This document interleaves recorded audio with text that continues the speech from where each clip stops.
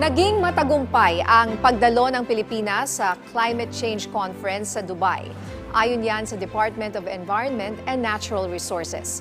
Sa Malacanang press briefing, sinabi ni DENR Secretary Maria Antonia Yulo Loyzaga na naging produktibo ang pakikibahagi ng Pilipinas sa COP28, lalo't na itatag ang Loss and Damage Fund para matugunan ang climate change. Ayon sa kalihim, umabot na kasi sa mahigit $700 million ang pledges na pondo mula sa iba't ibang bansa. Mas mataas ito sa $200 million na inaasahan lamang na Loss and Damage Fund. Ibinahagi rin ni Loyzaga na isa ang bansa sa mga nakakuha ng pwesto para pamahalaan ang naturang pondo. Magandang pagkakataon na niya ito sa bansa para itulak ang mga concern pagdating sa usaping pangkalikasan.